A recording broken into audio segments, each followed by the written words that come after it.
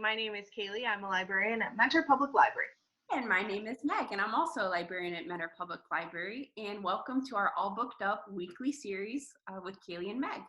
Yes, each week we're going to talk about a different theme for books alternating teens and adults. This week's up is Adults Updated Classics, taking a spin on the tales that we read in high school and college and the like.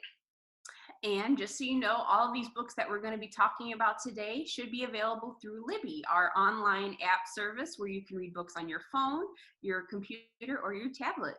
Yes, which I've been using a lot lately.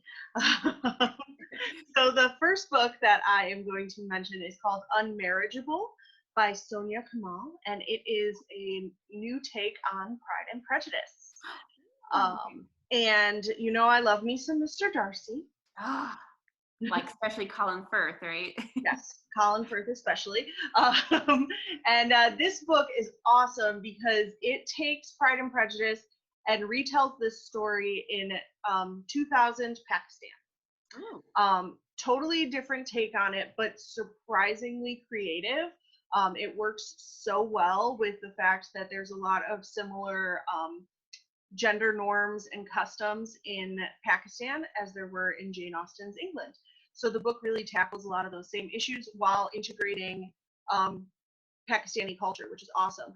And the character names are hilarious and awesome because we're dealing with the Banat family. And the Banat family has recently fallen down on their fortunes. And their 5 daughters are now very difficult to marry off, including our main character, Alice, who is our Elizabeth Bennet of the story. And Alice is a very modern day woman. She doesn't think marriage is all that important, to her mother's dismay. She actually teaches English literature to schoolgirls in the nearby town, and she focuses a lot on Jane Austen and other great women of literature, trying to give role models to her students. In fact, when the book opens, her class is discussing Pride and Prejudice. And the characters of this are tasked with going to this big wedding that the mother is convinced is going to be just filled with eligible bachelors who will want to marry her daughters, including the oldest, Jenna, who catches the eye of Mr. Binglaw. And his friend, Mr. Darcy, spelled D-A-R-C-E-E, just so you know, totally different. And Mr. Darcy does not think the Banat women are all that great. He thinks they're a little low class. And unfortunately, Alice overhears him mentioning this. Does this sound familiar to you at all? It's ringing a bell, but I love it. And so if you've read Pride and Prejudice, you're going to know where this is going, but the author throws in enough surprises to keep you hooked throughout this book, and it's a lot of fun. Like I said, the setting is just inspired, and it fits so well with what Austen did too. I love that. That's what I love about the modern retellings that we're looking at today, because the familiarity that we have that we love, but also seeing it in a new place like Pakistan. My next one is the Little Woman remake, kind of in honor of the movie out this year. Have you seen it, Cailey? I have seen the movie. I loved it. Oh, very good. Me as well.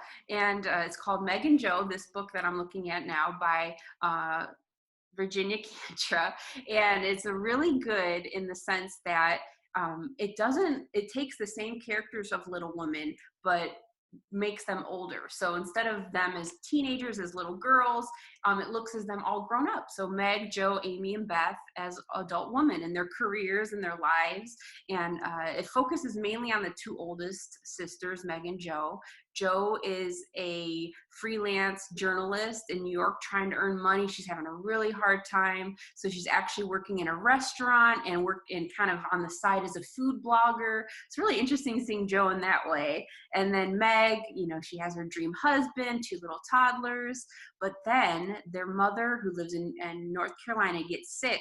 And all 4 sisters converge together at the holidays to be with their mother. And it kind of just brings up a lot of memories for them, and they kind of reunite in unique ways. So that's a really good one, especially if you watched the movie lately, just a really unique take on Little Women.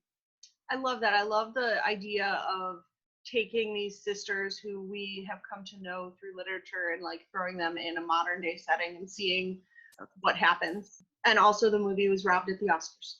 I know. Don't tell me about it.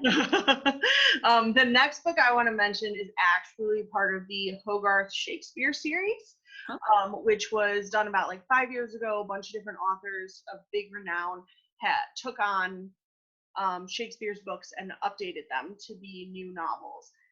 Took on the plays and made them into novels, which is really cool. There's a lot of different great authors who participated in this project, including Ann Tyler, Pulitzer winner, who wrote the one I'm about to tell you about called Vinegar Girl, which is an update of Taming of the Shrew.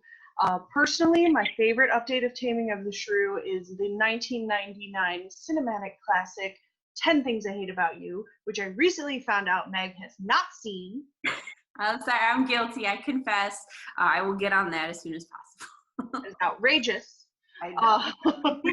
But this book is a fun, fast take on this. It's only a little over 200 pages. I just zoomed through it. It is about Kate, who is stuck in life. She finds herself as an adult taking care of her eccentric scientist father and her bratty, spoiled teenage sister, and having not much of a life of her own. So she kind of sets some goals for herself as to where she wants to go in life. One of her issues is that she's one of those people who really doesn't think before she speaks. She says exactly what she's thinking, which has gotten her into trouble at work, where she works with preschool students, and the kids love her because she's totally honest and everything. Yeah. The adults aren't a big fan of that. But she's decided she wants to set herself on a new path. Unfortunately, her father has other plans for her and has decided that she should marry his indispensable research assistant, who is this close to getting deported. Granted, this is not a plan she is happy with. She's insulted and outraged, but finds herself kind of getting swept up in this and gets to know Peter, the research assistant, as this plan goes further, and kind of discovers along the way that he has a very similar personality to her, where they sort of butt heads because they're too honest with one another. Yeah. And it just works out beautifully because he really pushes Kate to get what she wants in life and to speak up for herself. Aww. And it's a fun take on this Shakespeare classic, which is one of my favorite Shakespeare plays anyway, but to see it in literature and in modern day is just awesome. That sounds really cute too. So my last one is called Black Leviathan by Barron Parrott. And think of the longest book you ever had in college or high school, probably couldn't beat as long as Moby-Dick. And this is what this one's based off of. Have you read Moby-Dick? No, have you? Yes, I had to in college. I was an English major, took 19th century American literature, and I did read it.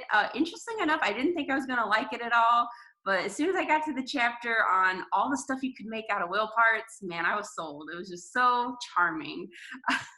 I'm kind of glad I didn't read it now. Go ahead, tell me more about this other book. Okay, but anyway, so this is Moby-Dick, but set in a world where instead of hunting whales to use their parts, you're hunting dragons to use their parts and to make money. So it's really cool. The main character, Leon, lives in this kind of Scandinavian coastal village, and he decides he wants to embark on one of these voyages on these really cool ships that float in the air. So it's like almost like a sea voyage, only you're up in the sky. And he's deciding he's going to try and make some money and join one of these crews. And when he gets on the crew, just like in Moby-Dick, there's a demented, revenge-filled, evil captain, this Captain Adaran, and he is hell-bent on finding the horrible, giant, gargantuan dragon who he has sort of a history with. So he definitely has a vendetta against this dragon, and what more could you ask for in a fantasy? So it's a fun retelling, not necessarily a modern updated retelling, but a totally different time frame retelling. So that sounds awesome. I mean, I don't know if I would like dragons flying around or anything, but Sounds awesome. And so those are all the books we have for today. Next week, we're going to be talking about teen books, specifically dystopian post-apocalyptic stories. Think Hunger Games, but more recent publications, because that is a trend that is never going to die, and is something that we can all weirdly relate to these days. Yeah, in a way. But yeah, so I'm looking forward to that one next week. And thank you all for joining us again. We really appreciate you coming and watching us do this, and hopefully give you some ideas for some good reading. So we'll see you next week, guys. Yes, happy reading.